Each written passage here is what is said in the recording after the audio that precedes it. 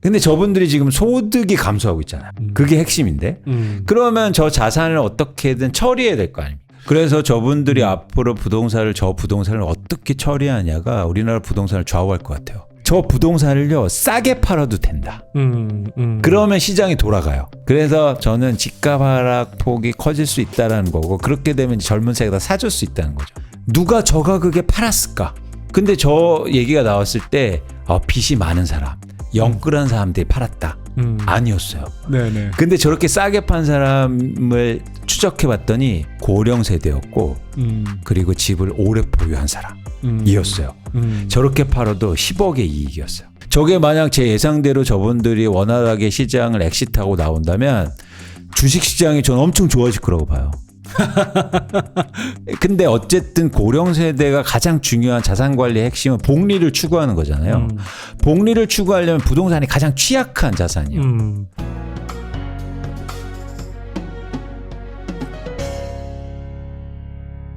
최근에 보니까 되게 좀 재미있는 분석을 하셔서 소개를 하시더라고요. 네. 그 60대 이상 주택 또는 건물 매도인들이 점점 늘어나고 있다고. 시장에서. 맞습니다. 그래서 이게 이른바 인구 구조 변화에 따라서 노후 세대가 이제 집을 본격적으로 내놓고 있는 단계 아니냐? 뭐 이렇게도 좀 보시는 것 같은데.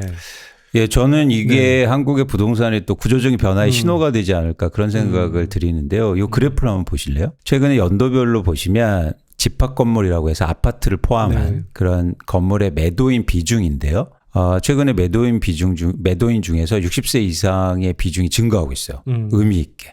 그리고 월별로 봐도 계속 증가하고 있습니다. 그런데 저희가 왜 이걸 주목하냐면 대한민국에서 60세 이상이 쉽게 말해서 아파트를 가장 많이 갖고 있어요. 근데 많이 갖고 있는 세대가 이렇게 매도 물량을 증가하면 쉽게 말해서 이 아파트를 누군가 계속 받아주지 않는다면 구조적인 변화가 일어나는 거죠. 그러니까 요걸 한번 볼게요. 이건 뭐냐면 연령별로 자산에서 부동산 비중을 연령별로 이렇게 분석한 자료입니다.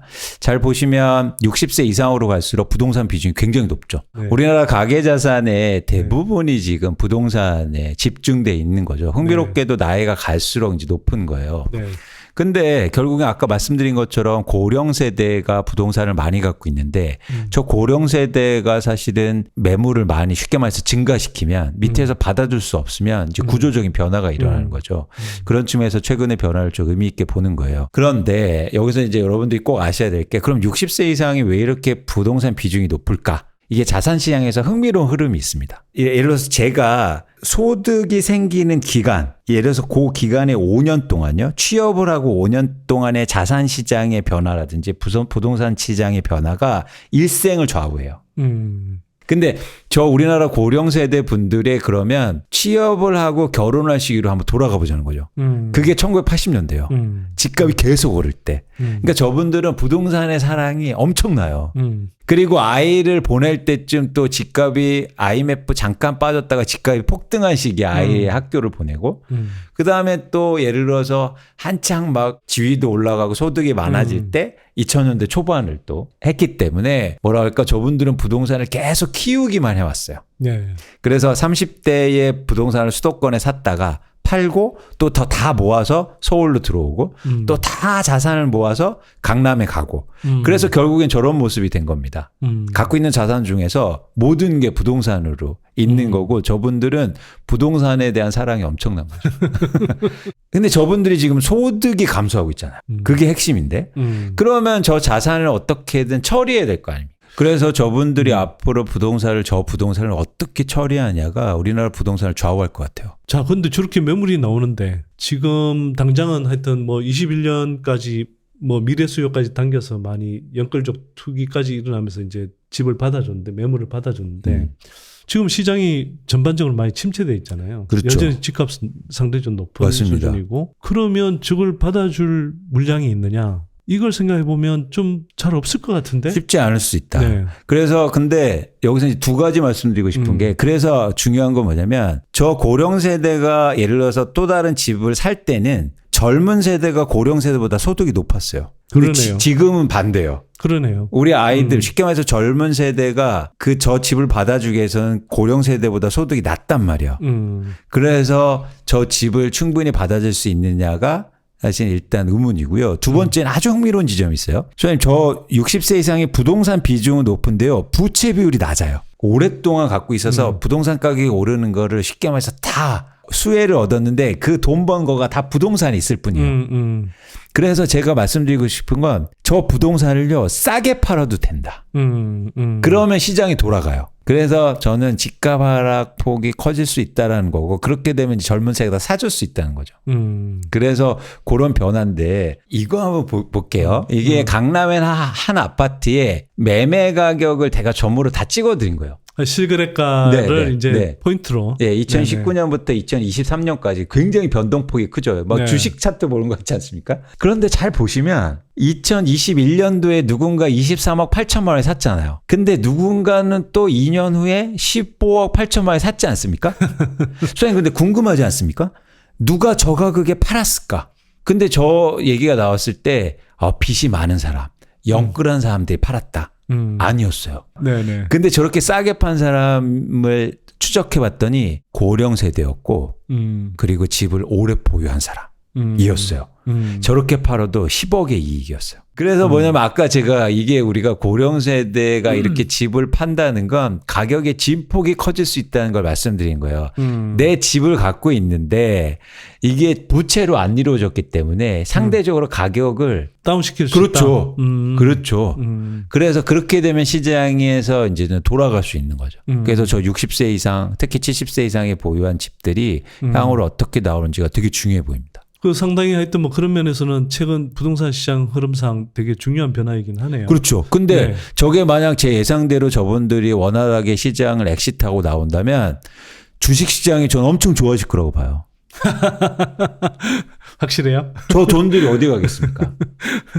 근데 저분들이 또 한편으로는 세대 관점에서 봤을 때 주식 투자에 또 익숙하신 분들이 아니잖아요. 그래서 교육이 필요하죠. 그런데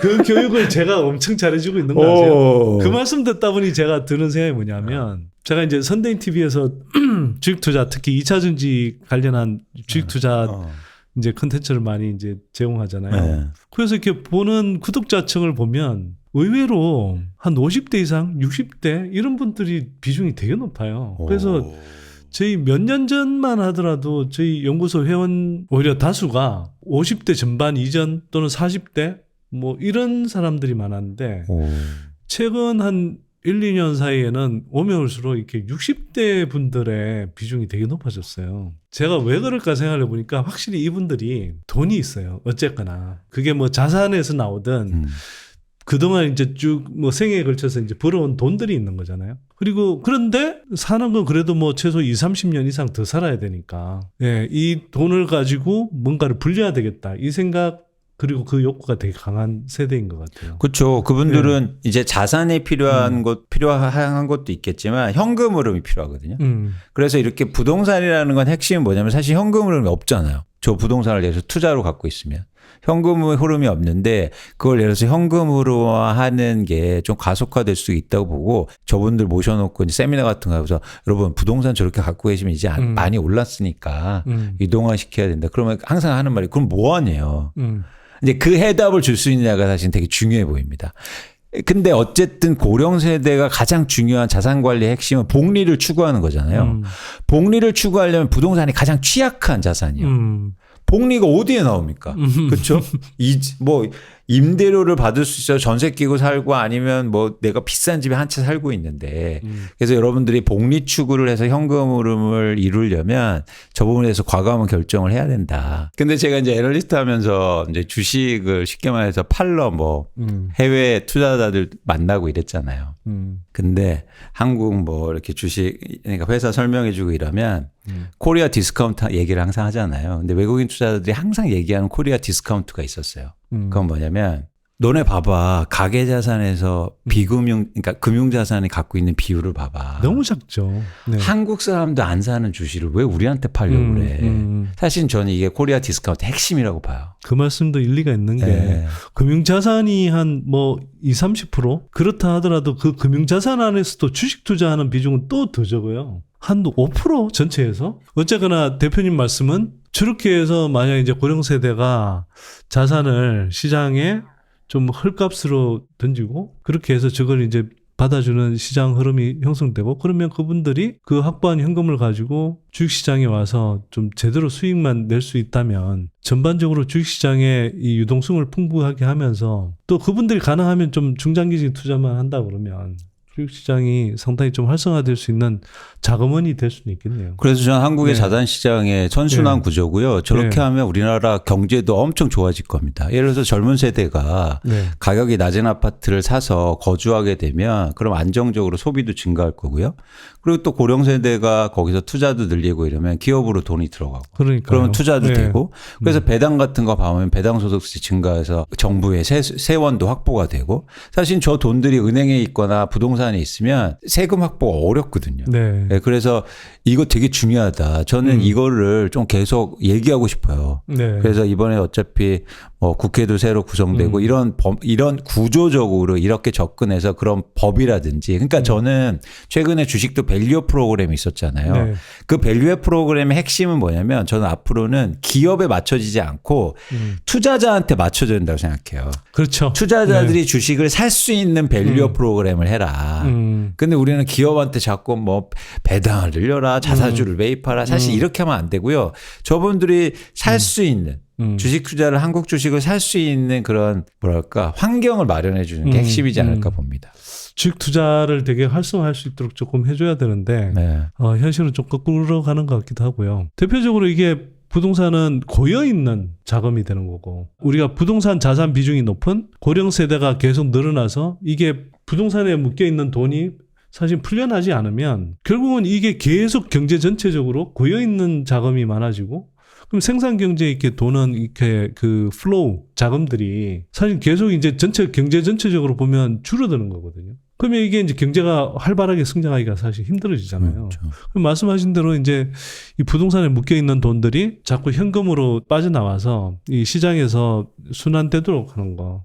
자본시장에 들어왔다가 이 자본시장에 들어온 돈들이 또 기업, 산업과 기업을 활성화하는 자금으로 쓰여서 또 이제 이게 뭐 고용과 그다음에 투자로 이어지는 이런 선순환 구조를 진짜 만드는 게 되게 중요하다고 생각하는데 이 표 한번 보시면 네. 뭐 다들 공감하시겠지만 일단 어쨌든 고령 세대가 되면 퇴직을 할 수밖에 없잖아요. 네. 계속 일할 수는 있는데 근데 그러면 소득이 감소하지 않습니까? 지금 근로소득이 감소하는 수준이 저렇게 빠르게 감소하거든요. 네. 근데 본격적으로 이제 2차 베이비붐 세대가 퇴직한단 말이죠. 네, 그렇게 되면 우리나라도 이제 내년부터 초고령화 세대로 돌입하는데 근데 제가 따져봤더니 만약 퇴직해서 소득이 없다고 가정하면요. 갖고 있는 유동자산으로 지금의 소비를 유지한다고 보면 27개월밖에 살지 못해요. 안타깝죠. 그러니까 네. 어쩔 수 없이 부동산을 처리해야 하는 구간이 오고 있다는 거예요.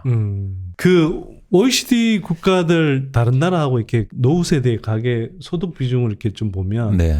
사실 유럽의 복지국가 같은 경우는 공공소득 이전을 통해서 뭐 각종 이제 복지 혜택을 주는 거잖아요. 네. 그 공공소득 이전을 통해서 노후 소득을 감당하는 비율이 뭐 어떤 나라는 80%, 90%까지 되는 나라도 있고. 네. 미국은 뭐 그래도 한국보다 높은데 이제 공공소득 이전을 통한 게 한 3분의 1 정도 된다 그러면 한 40% 가까이는 사실은 이 자본소득에서 예, 그 노후소득을 얻더라고요. 그렇죠. 우리는 근데 노후 세대가 돼도 공공소득 이전도 한 20% 이 정도밖에 안 되고 자본소득은 더 없고 여전히 이제 그 뭐 노동소득을 근로소득인데 이것도 사실 뭐 아시잖아요. 이게 저기 나오는 것처럼 60대 이상 가면 뭐 변변한 일자리도 없고 뭐 영세 자영업을 하거나 네네. 어찌 보면 저임금 허드렛 일들로 이제 버는 건데 그러니까 소득이 충분치 않으니까 늦은 나이까지 은퇴를 누리지 못하고 은퇴 생활을 하지는 못하고 그렇죠. 저임금으로 일하는 그런 분들이 또 너무 많아서 맞습니다.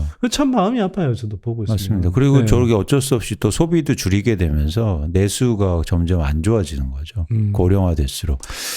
그래서 어쨌든 저 결단이 좀 필요하다. 저런 것들 좀 선순환하게 만들어서 뭐 정책이라든가 이런 것들이 좀 잘 완비가 되면 한국의 가게한테 충분히 도움이 될 거라고 보고 있고 저게 비단 고령 세대뿐만 아니라 특히 젊은 청년 세대들한테 충분히 도움이 될 겁니다. 네. 뭐 경제 전체가 하여튼 뭐 선순환 구조로 들어가면 뭐 세대 가리지 않고 다 그렇죠. 영향을 미치겠죠. 근데 제가 어쨌든 부동산 시장을 전망하는 입장에서는 최근에 60세 이상의 가구들이 부동산 매물을 증가시키고 팔려는 분들이 많아진다는 건 좀 과거에 없던 의미 있는 변화여서 여러분 계속 좀 이 부분을 좀 볼 필요가 있다고 보고 있습니다. 대표님 뭐 나오신 김에 네. 아까 제가 얼핏 보니까 슬라이드에 그런 것도 있던데 지난 부동산 하락기 때도 집값이 조금만 뭐 반등하거나 뭐 거래량이 늘고 하면 막 이제 금방으로 다시 뭐 부동산 시장 달아오를 것처럼 그런 기사들 많이 나왔잖아요. 이거 예, 좀 이거- 보여주시고 예, 이거- 또 마무리하면 좋을 것 예, 같은데. 이거 핵심인데 네. 이제 앞으로 많이 나올 거예요. 이제 이건 제가 예측하는 건데 네. 이거 2009년부터 2010년도 부동산 기사입니다. 그러니까 2008년도까지 집값이 빠지다가 2009년도에 좀 반등하니까 근데 이때 건설사들이 아까처럼 뭐 미분양 때문에 망하니까 이런 얘기들이 드디어 나오기 시작해요. 네. 그래서 당장 분양이 감소하니까 사실 건설사들이 망하니까 어떻게 아파트를 공급해요? 그러니까 분양이 감소하고 착공이 감소하고 이러니까 2, 3년 내에 주택 공급 대란 우려. 그죠? 주택 허가 명절 10년 내 최저치. 네. 그러면 이거 보면 어떻게 생각하면 맞아. 주택 공급 이렇게 주면 2, 3년 내에 오르겠네. 당연히 그렇게 생각하잖아요. 그럼 실제로 2, 3년 후에 어떻게 변했을까요? 이게 흥미로운 게 이렇게 변합니다. 실제로 2013년도에 똑같은 대에서 이렇게 이제 반전을 해요. 부동산 추락 날개가 없다. 추가 하락. 아니, 2, 3년 후에 반등한다고 그렇게 얘기했잖아요. 그러니까 여러분들이 아까도 이제 소장님 말씀하셨듯이 좀 긴 호흡에서 볼 필요가 있다. 부동산을. 그리고 여러분들이 어떤 구조적으로 체계적으로 분석하고 생각하시는 게 좀 필요하다. 제가 오늘 정리하면서 제가 좋아하는 말이 있는데 소설에서 나오는 말인데 겨울 들판이라는. 겨울 들판? 네. 그래서 제가 애우고 있거든요. 한번 말씀드릴까요? 네네. 겨울 들판을 보면 도시에서 온 놈들은 죽어 있다고 말할 거야. 근데 농사꾼들은 그걸 죽어 있다고 말하지 않아. 그렇죠. 예, 따뜻한 온도와 그리고 계절이 바뀌면 거기에서 새싹도 피어나고 곡물들이 함성처럼 쏟아나온단 말이야. 사실 저는 자산시장에서 이 자세가 되게 필요하다고 봐요. 근데 도시에서 온 놈하고 농사꾼하고 보는 관점이 되게 다르죠. 근데 이 둘 차이가 뭘까요? 전 생각한 건 관심이라고 생각해요. 계속 시장을 보고 그래야 농사꾼이 되는 거죠. 갑자기 봐서는 변화를 읽을 수 없습니다.